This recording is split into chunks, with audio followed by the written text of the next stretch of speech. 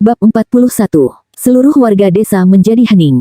Ada hanya dua tempat untuk menjual ikan, yaitu pasar dan kabupaten. Di Kabupaten Uswal ada 13 desa. Setiap desa mengadakan pasar selama 2 hari sekali. Jumlah pembeli ikan sangat sedikit di pasar tersebut. Lebih baik menjual ikan di kabupaten. Jika ada masalah dengan penjualan ikan di kabupaten, mereka tidak akan bisa menjual semua ikan yang mereka tangkap. Wira mengerutkan kening, Iwan cari gara-gara lagi. Sony menggelengkan kepala, Iwan telah digulingkan. Ada seorang pemimpin baru di pasar ikan yang bernama Handoko. 3 hari yang lalu, dia mematahkan kaki Iwan di pasar ikan dan mengambil semua anak buahnya. Dia kembali memungut komisi di pasar timur. Dia mengatakan tidak akan memungut komisi dari kita, tetapi meminta kita untuk tidak menyebarkannya. Handoko, Wira tertawa sinis, hanya ganti kedok saja, tapi tetap trik lama. Sepertinya begitu. Setelah melalui kejadian dalam beberapa hari terakhir, Sony menjadi lebih berpengalaman. Meskipun Handoko mengatakan tidak akan memungut komisi, tapi kalau kita menjual begitu banyak ikan setiap hari, dia pasti merasa iri. Aku curiga ada orang yang mengikuti kita belakangan ini, mungkin anak buahnya. Banyak warga desa mengangguk setuju, orang-orang yang lebih cerdik pasti memperhatikan bahwa ada orang yang memantau mereka akhir-akhir ini. Wira menyipitkan mata sambil berkata, siapapun itu, keselamatan adalah yang utama. Kita akan pergi menjual ikan di kabupaten lagi, harus ada salah satu dari Danu atau Dodi yang ikut. Kalau mereka turun tangan, kita juga tidak perlu takut. Kalau ada petugas pemerintahan yang datang menangkap kita adukan saja mereka ke pengadilan kabupaten. Mereka cuma preman kecil yang dihasut orang. Semakin kita merasa takut, mereka akan semakin menindas kita. Tapi, kalau sudah sampai ke pengadilan, mereka akan lebih takut daripada kita. Ya, kenapa kita harus takut pada mereka? Wira bahkan telah menjebloskan Budi yang merupakan seorang pejabat itu ke penjara. Kita tidak boleh takut pada pegawai kecil di desa atau preman. Danu dan Dodi mahir dalam seni bela diri. Mereka tidak akan bisa mengalahkan kita. Para penduduk desa mengayunkan tinju mereka pertanda setuju. Dalam waktu singkat, ketakutan mereka terhadap para preman, pencuri, dan pegawai kecil telah sirna. Wira mengangguk dengan senyum ringan, itu saja tidak cukup. Semakin kita kaya, akan ada semakin banyak orang yang iri dan mengincar kita. Apa yang harus kita lakukan? Tanya para penduduk desa yang khawatir. Wira tersenyum, tim penangkap ikan yang terdiri dari 30 orang, harus diganti dengan pemuda-pemuda yang kuat. Kelompok yang beristirahat akan diajari seni bela diri oleh Paman Hasan, dan setiap orang akan menerima upah 2.000 gabak per bulan. Kalian juga sudah mendapat jatah daging 250 gram setiap hari. Jangan sampai ada timbul rasa iri kepada satu sama lain. Baik yang pergi untuk menjual ikan atau berlatih bela diri, keduanya sama-sama melelahkan. Mereka harus menjadi kuat dalam bela diri agar dapat melindungi harta benda kita semua. Hasan berdiri untuk menunjukkan dukungannya, selama kalian siap menderita, aku akan mengajarkan kepada kalian semua yang kutahu. Kami tidak takut menderita, kami hanya takut menjadi miskin. Selama Paman Hasan mengajari kami hal-hal seperti yang diajarkan kepada Danu dan Dodi, kami tidak takut walau harus menderita. Banyak pemuda yang berdiri dengan penuh semangat. Semua orang telah mendengar cerita tentang seberapa perkasanya Danu dan Dodi, mereka semua sangat iri. Begitu menyebutkan nama Zabran di pasar ikan, preman-preman itu tidak akan berani mendekati mereka. Saat nama Danu disebutkan di Dusun Silali, semua pria di desa itu bahkan tidak berani menengadahkan kepala menatap mereka. Prok prok prok, semua penduduk desa menepukkan tangan untuk Sony. Wira kembali bertanya, apa masih ada yang mau memberi usulan? Kali ini aku sudah memikirkannya dengan baik. Danur yang telah berpikir keras cukup lama, mulai maju untuk mengajukan usulnya. Kak Wira, aku melihat orang yang berbisnis biasanya ada akuntan, sekarang kita ada yang menjual ikan, masak, beli rumput, membangun kantin, jaga kereta, tentunya harus ada seorang akuntan. Kalau tidak, kita sendiri tidak tahu berapa banyak pendapatan dan pengeluaran kita, pasti akan repot jadinya. Wah, semua penduduk desa menatap Danur dengan takjub. Tidak ada yang menyangka bahwa Danur akan memikirkan hal seperti ini. Ini memang masalah yang besar, usul Danur sangat bagus. Ayo kita berikan tepuk tangan. Wira kembali memimpin untuk bertepuk tangan. Prok prok prok, semua warga desa ikut memberi dukungan. Melihat semua orang di sekitarnya tersenyum, detak jantung Danur makin kencang dan darahnya terasa berdesir. Biasanya, tidak ada orang yang pernah bertepuk tangan untuknya seperti ini.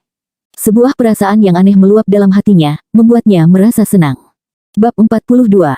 Wira menatap para warga desa dan bertanya, apa ada orang yang bisa jadi akuntan di sini? Semua penduduk desa menggeleng. Mereka tidak akan menolak kalau hanya melakukan pekerjaan kasar. Namun, kalau berurusan dengan akuntansi, bahkan memegang pena saja mereka masih kesulitan. Kami tidak bisa menulis. Pak Agus bisa menulis dan berhitung, bagaimana kalau suruh Pak Agus saja yang jadi akuntan? Gengsi Pak Agus terlalu tinggi, dia pasti tidak mau. Para penduduk desa sibuk membicarakan hal ini, di luar tembok halaman, Agus yang sedang mendengarkan pembicaraan mereka, hatinya terus berdesir. Benar, dengan orang kampungan seperti mereka, ini akan merusak reputasinya sebagai seorang sarjana. Wira terlalu muda, dia tidak tahu bagaimana mengatur para pekerja, seharusnya dia lebih tegas terhadap mereka agar bekerja keras. Kalau ada kesempatan, mereka pasti akan berbuat curang dan licik. Dia terlalu baik terhadap mereka, tunggu saja, sekelompok orang miskin ini pasti akan membalasnya. Kak Wira pandai membaca dan menulis, pasti bisa menghitung, biarkan dia mengatur keuangan. Mana ada bos yang merangkap jadi akuntan? Pekerjakan seorang akuntan saja, tidak masalah kalau gaji kita harus dikurangi, ujar warga desa lainnya. Wira juga kebingungan. Sebenarnya, mengatur keuangan adalah hal mudah baginya. Hanya saja, kalau dia yang mengambil tanggung jawab ini, setiap hari dia akan disibukkan oleh masalah-masalah kecil. Sementara dia sendiri lebih suka mengurus hal yang lebih besar. Tampaknya, dia harus merekrut seorang akuntan, atau melatih orang untuk melakukan pekerjaan ini. Sayang, serahkan saja masalah akuntansi padaku. Aku juga pernah belajar berhitung, usul Wulan dengan ragu-ragu setelah mendengarkan dari dalam kamar tidur di rumah. Suaminya sekarang bagaikan magnet yang menarik semua penduduk desa. Dia memancarkan sebuah pesona yang sangat unik, bahkan suaranya membuat detak jantung Wulan bertambah cepat. Wira berkata sambil tersenyum, kalau ada dukungan dari istri tercinta, pasti semuanya tidak jadi masalah. Istri tercinta. Mendengar panggilan ini, Wulan merasa sangat malu hingga ingin bersembunyi saat ini. Kenapa suaminya mengatakan hal seperti ini di depan umum? Semua orang jadi mendengarnya. Meski merasa malu, tetapi hatinya berbunga-bunga. Semua penduduk desa tertawa terbahak-bahak. Di luar tembok halaman, Agus memarahi, seorang suami harus tegas. Bagaimana bisa kamu begitu lembek memanggil istrimu seperti itu, benar-benar memalukan. Pak Agus, kami tidak setuju dengan ucapanmu. Apa masalahnya kalau suami dan istri memanggil seperti ini? Apa kamu ingin menjadi seperti orang tua kolot yang memperlakukan istri dengan kasar sepanjang hidupnya? Wanita-wanita di luar halaman sontak murka mendengar ucapan Agus. Semua orang mengerumuninya dan mulai memakinya. Wanita benar-benar susah. Agus merasa sangat kesal, hingga akhirnya dia melarikan diri. Setelah suara tawa di dalam halaman mereda, Wira kembali bertanya, apa masih ada yang mau mengajukan usul? Semua warga desa menggeleng, hampir semua orang sudah mengajukan pendapat masing-masing. Wira berkata dengan wajah serius, kalau tidak ada lagi yang mau memberi usul, rapat akan dibubarkan setelah aku menyampaikan sebuah hal kepada kalian. Semua warga mendengarkan dengan serius. Selama rapat ini berlangsung semalaman, Wira tidak pernah terlihat begitu serius sebelumnya. Wira menghela napas dan berkata, aku dan Dodi tidak pergi ke tempat hiburan, kalian jangan asal menyebarkan rumor lagi. Aku sudah beristri, jadi tidak terlalu takut gosip seperti ini. Tapi, Dodi masih belum menikah. Apa kalian mau dia melajang seumur hidup? Hahaha. Setelah suara tawa bergemuruh, para warga desa pun mulai bubar, wajah Dodi merah padam mendengarnya. Sementara itu, Hasan dan Danu memandang Wira dengan penuh rasa terima kasih. Mereka tetap tinggal di halaman, begitu juga dengan Sony. Kelima anggota inti tim penangkap ikan ini masih harus mengadakan sebuah rapat kecil. Bab 43. Ada banyak hal yang tidak bisa dibahas di depan umum. Selain itu, ada juga hal yang harus disampaikan Wira kepada keempat orang itu. Mereka masuk ke dalam ruangan dan duduk di tempatnya masing-masing. Wira langsung berkata, Paman Hasan, apakah ada orang yang bermalas-malasan dalam tim penangkap ikan? Meskipun proses penangkapan ikan terpisah, tetapi metodenya sangat sederhana dan sangat mudah dipahami. Hasan menggelengkan kepala dan menjawab, tidak ada. Wira terkejut. Meskipun upah kerja tim penangkap ikan tidak tinggi, mereka bisa menjual ikan seberat 20 hingga 25 kg per hari. Jadi, mana ada penduduk desa yang tidak tergiur? Sony berkata sambil tersenyum, Kak Wira, kamu sudah menjebloskan Budi ke dalam penjara, ditambah lagi Danu dan Dodi yang begitu hebat. Meski semua orang tahu rahasia penangkapan ikan, tetap saja tidak akan ada yang berani mengundurkan diri dari tim. Siapa yang tidak takut akan ditahan untuk kerja paksa? Hasan menambahkan, ada penguasa di pasar ikan di kabupaten. Warga desa kita terlalu alim, mereka tidak berani berhadapan dengan orang-orang itu. Oh, begitu ya. Wira tersenyum pahit dan menggelengkan kepalanya, dia benar-benar tidak menyangka akan ada hal-hal seperti ini. Sony berbisik, Kak Wira, para pemanah dan pasukan Jamadi ingin menjadi anak buahmu. Wira tersenyum dan menjawab, mereka merasa upah yang diberikan Jamadi kurang, iya. Iya. Sony mengangguk, lalu melanjutkan, waktu itu kamu memberikan uang kepada Jamadi, tapi Jamadi hanya membagikan 200 gabat kepada pemanah, dan masing-masing 100 gabat bagi pasukannya. Wira hanya bisa terdiam. Dia tidak menyangka bahwa setelah Jamadi mendapat keuntungan sebanyak itu, tapi dia malah hanya memberi begitu sedikit kepada bawahannya.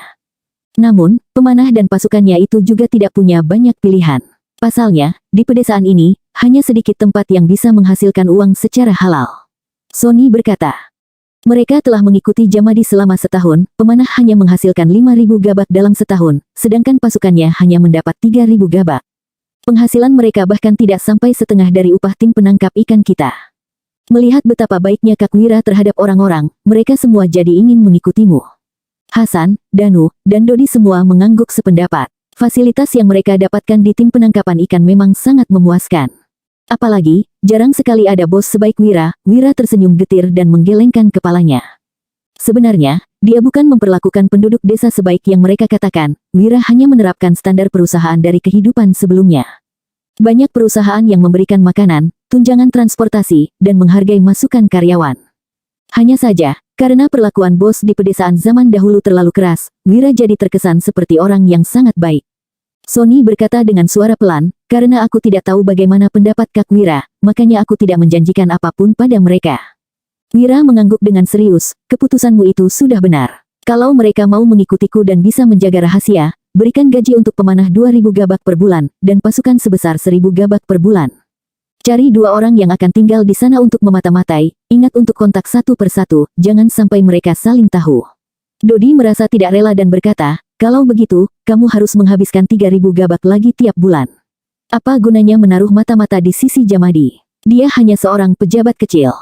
Sony, Hasan, dan Danu juga mengangguk setuju. Setelah Budi masuk penjara, mereka tidak terlalu takut lagi pada pejabat-pejabat kecil seperti ini. Semakin banyak uang yang kita hasilkan, orang yang merasa iri juga akan semakin banyak. Jelas Wira kepada 4 orang itu sambil tersenyum. Kalau punya lebih banyak mata-mata, kita jadi bisa lebih cepat dapat informasi. Ingatlah, kekayaan akan menarik perhatian orang, tetapi manusia selalu lebih berharga daripada uang. Kalau kita hanya tahunya menyimpan uang, itu hanya akan memicu kecemburuan dan pada akhirnya membawa bencana. Tapi, kalau kamu bisa memanfaatkan kekayaan untuk menjalin koneksi, kita akan bisa memanfaatkan koneksi itu dengan baik. Memanfaatkan kekayaan untuk mendapat koneksi. Setelah merenungkan kata-kata tersebut, mata Sony dan Danu berbinar. Hasan terlihat sedang serius berpikir, sedangkan Dodi menggaruk kepalanya dengan bingung. Setelah beberapa saat, Wira berkata, Paman Hasan, besok kamu rekrut 2 orang lagi untuk tim penangkap ikan, beritahu Herman dan Hamid untuk bergabung, ada banyak tugas yang bisa dikerjakan mereka kelak. Hasan mengangguk tanpa banyak bertanya. Wira kemudian mengubah topik, Sony, setelah kita menjual ikan besok di kabupaten, jangan bawa pulangnya uangnya. Belilah. Sony terkejut sejenak, lalu buru-buru mengangguk. Dengan penjualan ikan setiap hari, sekitar 30.000 gabak, mereka bisa membeli banyak barang. Wira melanjutkan, selain itu, sudah saatnya juga kita mulai membangun rumah. Sebaiknya kita cepat selesaikan semuanya.